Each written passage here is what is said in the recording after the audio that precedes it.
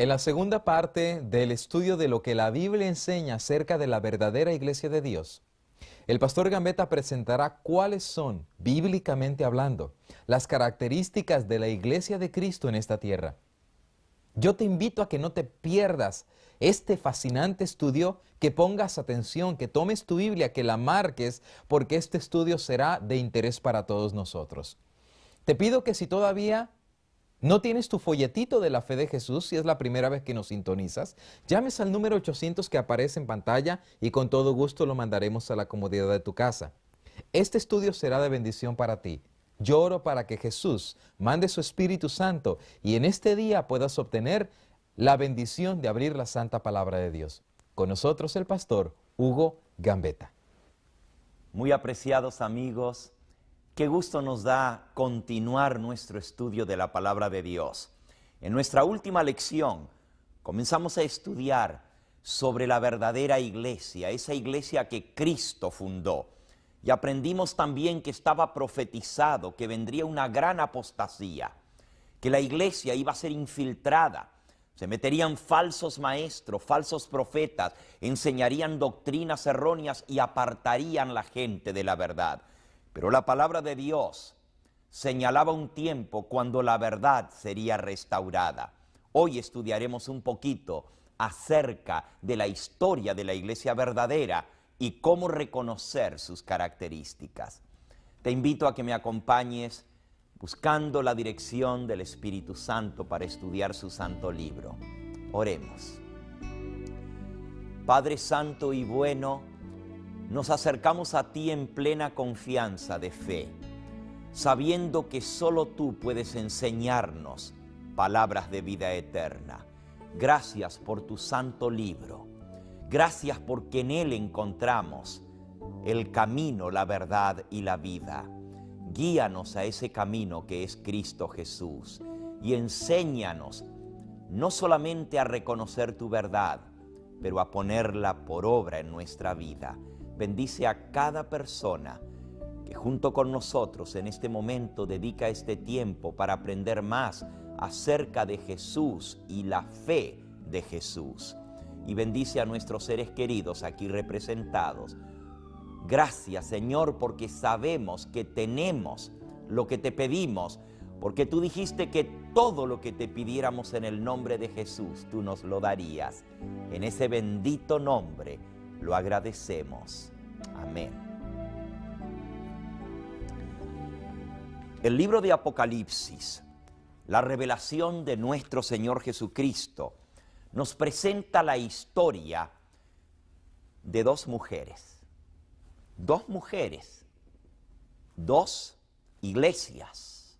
Una, la esposa del Cordero, la iglesia verdadera, y otra, la iglesia apóstata. Apocalipsis capítulo 12 nos habla acerca de esa mujer pura, la esposa del Cordero. Y por cierto, una mujer en el libro de Apocalipsis representa una iglesia. Así como se mencionan dos mujeres, también se mencionan dos ciudades. Vamos a leerlo. Apocalipsis capítulo 21 y versículo 9. Vino a mí entonces uno de los 7 ángeles que tenían las 7 copas llenas de las 7 plagas postreras, y habló conmigo diciendo: ven acá, yo te mostraré la desposada, la esposa del Cordero. Y me llevó en el espíritu a un monte grande y alto, y me mostró la gran ciudad santa de Jerusalén, que descendía del cielo de Dios, teniendo la gloria de Dios. La ciudad santa de Jerusalén, la esposa del Cordero. Esta es la iglesia verdadera. Se le llama una ciudad, la ciudad de Jerusalén, pero también se le llama una mujer, la esposa del Cordero. Apocalipsis capítulo 19, versículos 7 y 8. Gocémonos y alegrémonos y démosle gloria, porque han llegado las bodas del Cordero y su esposa se ha preparado. y a ella se le ha concedido que se vista de lino fino, limpio y resplandeciente, porque el lino fino es las acciones justas de los santos. A ella, esta mujer, se le ha dado que se vista, que se prepare para las bodas del Cordero como una novia se engalana para el día de su boda. Así la iglesia debe prepararse para las bodas del Cordero. Esa es una mujer, Jerusalén, la esposa del Cordero.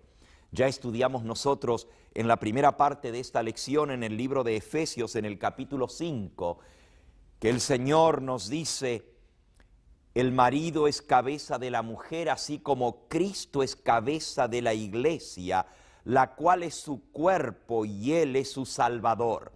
Y así como la iglesia está sujeta a Cristo, también las esposas deben estar sujetas a sus maridos en todos. Maridos, amad a vuestras mujeres, así como Cristo amó a la iglesia y se entregó a sí mismo por ella, para santificarla, habiéndola purificado en el lavamiento del agua por la palabra, para presentársela a sí mismo, una iglesia gloriosa, que no tuviese mancha ni arruga ni cosa semejante, sino que fuese santa y sin mancha. La iglesia pura, la iglesia verdadera, la esposa del Cordero, es una iglesia pura y santa, que enseña la doctrina verdadera, que tiene la verdad, no está contaminada. Pero así como hay una mujer pura, santa, sin mancha, sin mácula, Jerusalén, representando al verdadero pueblo de Dios, también el libro de Apocalipsis nos presenta otra mujer, que también es otra ciudad. Apocalipsis capítulo 17, versículo 1 en adelante. Vino entonces uno de los 7 ángeles que tenían las 7 copas y habló conmigo diciéndome: ven acá y te mostraré la sentencia contra la gran ramera, la que está sentada sobre muchas aguas, con la cual han fornicado los reyes de la tierra, y los moradores de la tierra se han emborrachado, se han embriagado con el vino de su fornicación. Y me llevó en el espíritu al desierto, y vi a una mujer sentada sobre una bestia escarlata llena de nombres de blasfemia. Esta bestia tenía 7 cabezas y 10 cuernos, y la mujer estaba vestida de púrpura y escarlata, estaba adornada de oro, de piedras preciosas y de perlas, y tenía en la mano un cáliz, una copa de oro, lleno de abominaciones y de la inmundicia de su fornicación. Y en su frente tenía un nombre escrito, un misterio: Babilonia la Grande, la madre de las rameras y de las abominaciones de toda la tierra. Y vi a la mujer borracha, ebria de la sangre de los santos y de la sangre de los mártires de Jesús. Y cuando la vi, dice Juan, quedé asombrado con gran asombro. Otra mujer, solo que esta mujer no es pura y santa, se le llama la gran ramera. Y la palabra ramera en español antiguo quiere decir la gran prostituta. Es una mujer infiel, una mujer de la calle. Pero también es una ciudad, se le llama Babilonia la Grande.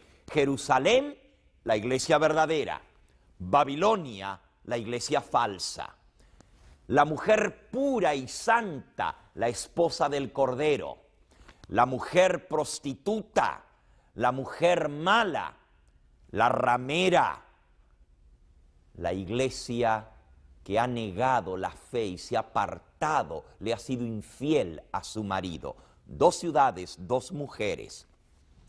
Es cierto, la iglesia que Cristo fundó, su pueblo, con el correr del tiempo ya estudiamos en nuestra última lección, y estaba profetizado, San Pedro habló de esto, San Pablo habló de esto, el apóstol Juan lo profetizó y el mismo Señor Jesús nos habló acerca de cómo la iglesia sería infiltrada con doctrinas falsas, con falsos maestros y falsos profetas. Esto lo vimos en la primera parte de nuestra lección. Y así la iglesia pura se prostituyó, se mezcló con el paganismo, cuando el mundo pagano, a través de Constantino, el emperador, adorador del sol, que trató de fusionar, de mezclar la verdad con el error para hacer de su imperio una sola religión estatal, el cristianismo, que había sido la religión perseguida.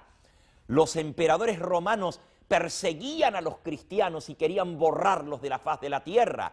De pronto ahora el cristianismo se transforma en la religión oficial del emperador del imperio romano, el César, Constantino.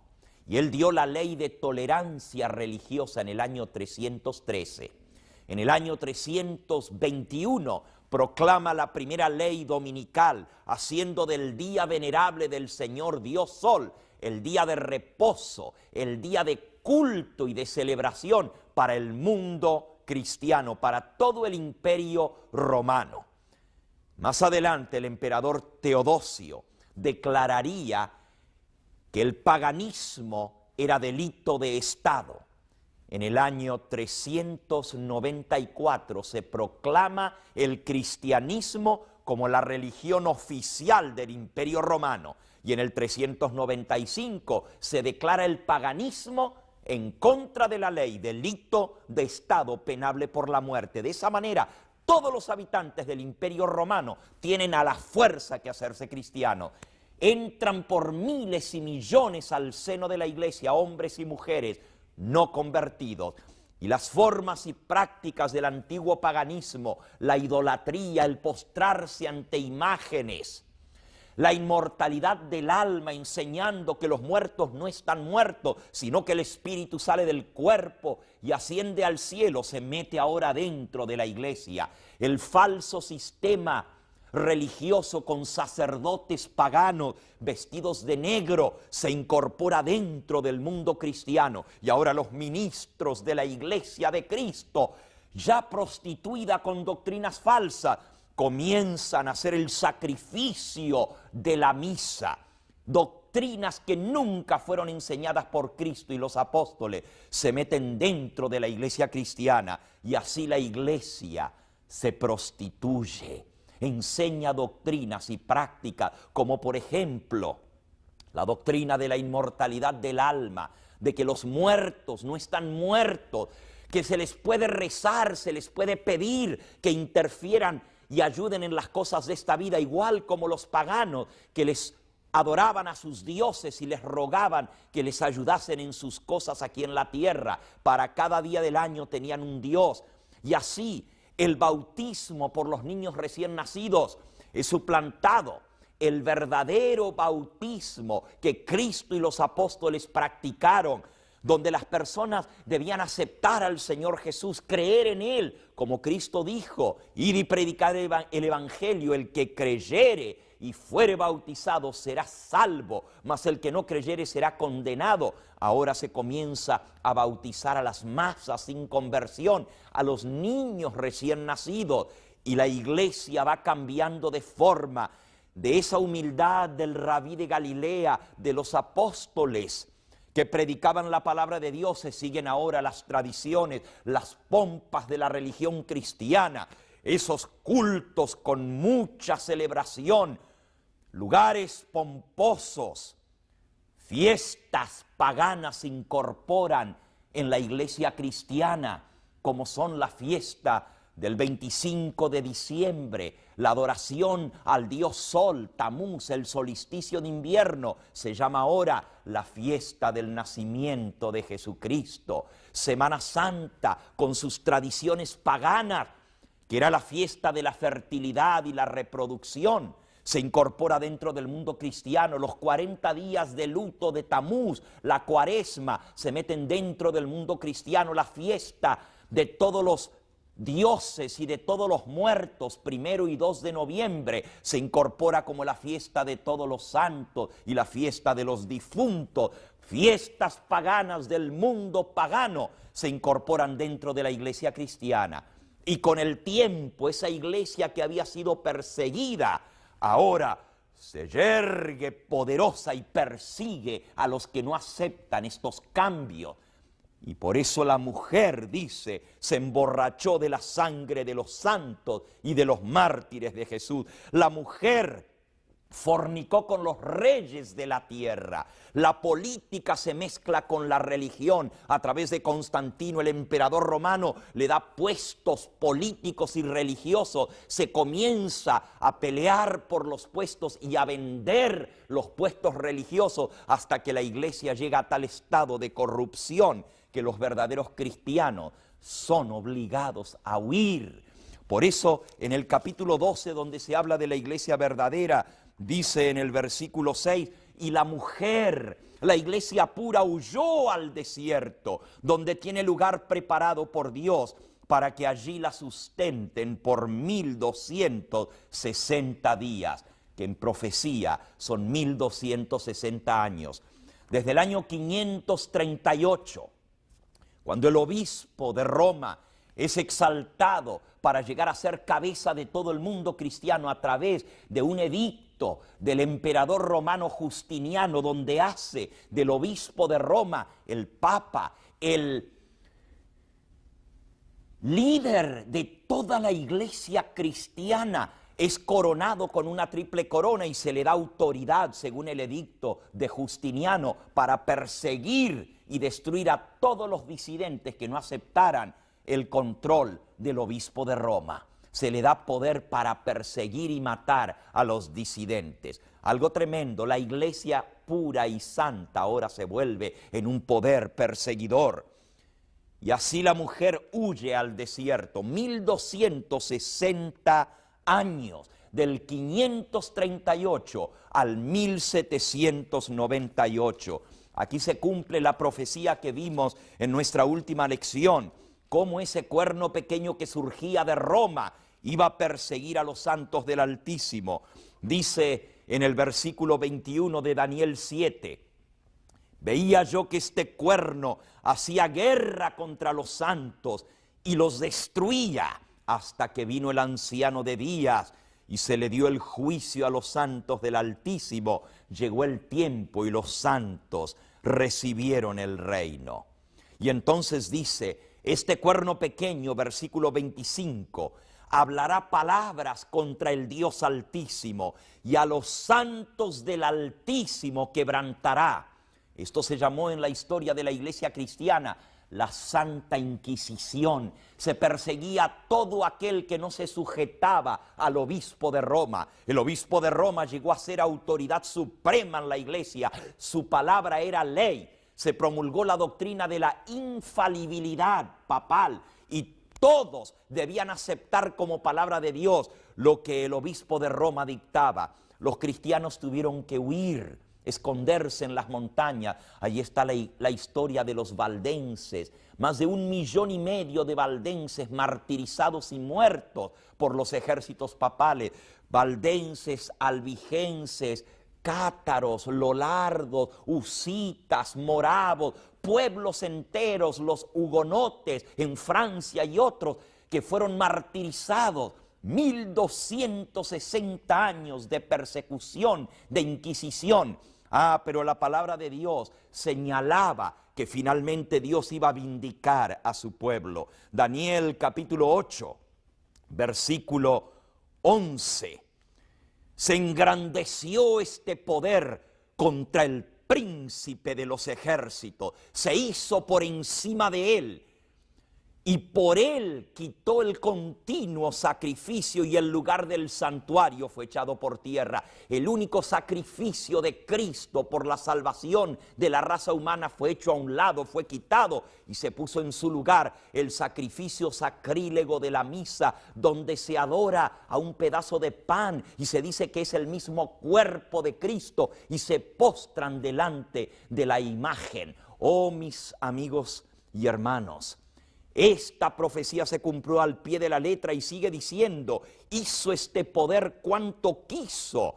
Y a causa de la prevaricación es enseñar a apartarse de los mandamientos de Dios y establecer mandamientos de hombres. A causa de la prevaricación le fue entregado el ejército, el pueblo de Dios, junto con el continuo sacrificio.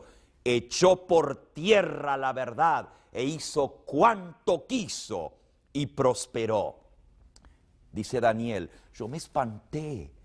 Oí a un santo que hablaba a otro de los santos y preguntó a aquel que hablaba, ¿hasta cuándo durará la visión del continuo sacrificio y la prevaricación asoladora entregando al santuario y al pueblo de Dios para ser pisoteados? ¿Hasta cuándo durará esta situación? Y respondió el santo ángel, hasta 2300 tardes y mañanas, y luego el santuario será purificado. La iglesia de Cristo, su santuario habría de ser purificado. El Señor levantaría un pueblo en esta tierra que predicaría las verdades y restauraría esto que dice aquí en el versículo 12, echó por tierra la verdad de Cristo que fue adulterada y cambiada, habría de ser restaurada al final de los 2300 años que señalaba la profecía. Y así, en la fecha exacta señalada por la profecía, Dios levanta un pueblo en esta tierra que restaura las verdades de Cristo, la fe del Señor Jesús, la fe de los apóstoles.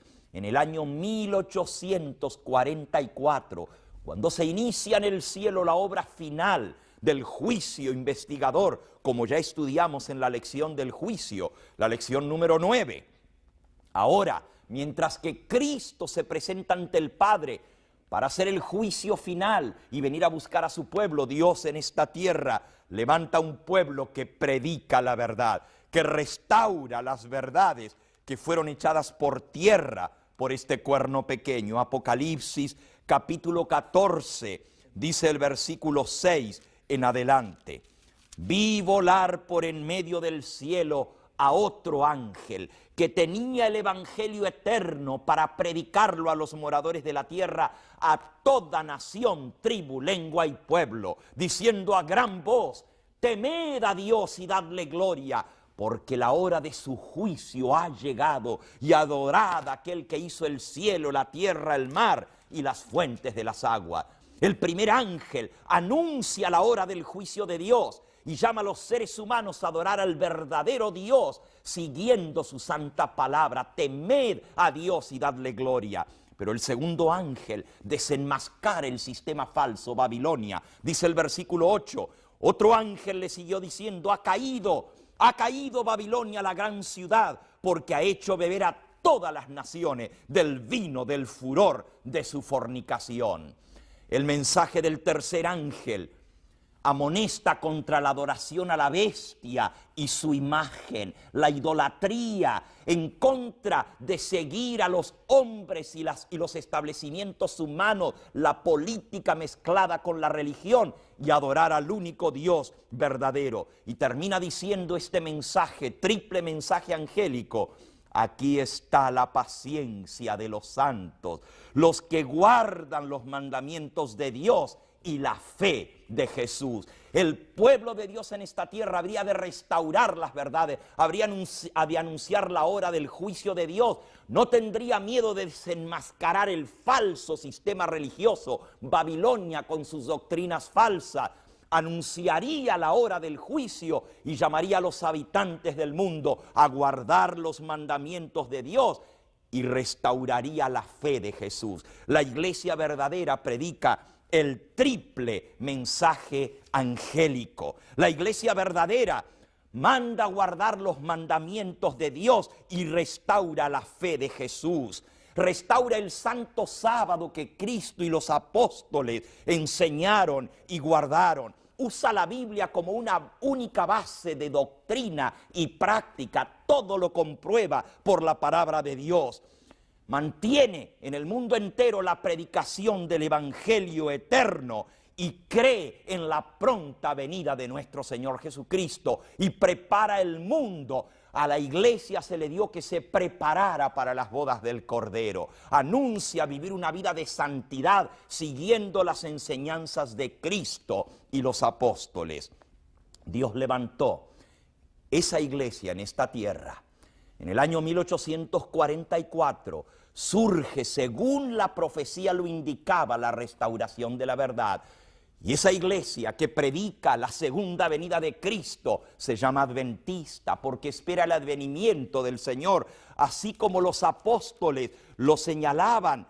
Allá en Tito capítulo 2 y versículo 13 decía el apóstol San Pablo, esperando la esperanza bienaventurada y la manifestación gloriosa de nuestro gran Dios y Salvador Jesucristo. La iglesia aguarda, espera su venida, por eso se llama adventista. Adventista es todo aquel que espera el advenimiento del Señor Jesús.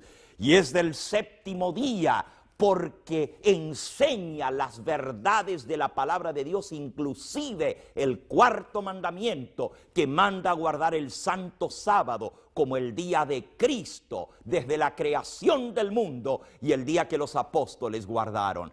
Iglesia adventista del séptimo día. Y leemos nuestro último versículo. El dragón, capítulo 12, el diablo, versículo 17 de Apocalipsis. 12:17, el dragón se llenó de ira contra la mujer, la iglesia verdadera, y se fue a hacer guerra contra el resto de la descendencia de la mujer, los que guardan los mandamientos de Dios y tienen el testimonio de Jesucristo. Dos características primordiales de la iglesia verdadera.